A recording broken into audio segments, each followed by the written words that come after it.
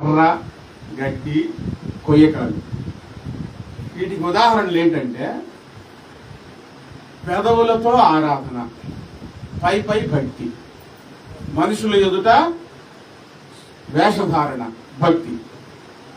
పని మారుతుంది, పని చేస్తున్నారు, పని ఎలా మారుతుందంటే కర్రలాగా మారిపోతుంది, గడ్డిలాగా మారిపోతుంది.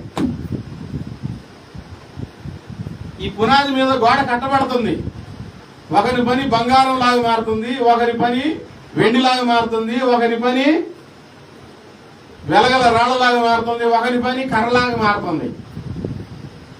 మనం చేసే దైవశక్తిని బట్టి మన పని మారుతుంది. ఒకరోజు దైవాగ్ని వస్తుంది.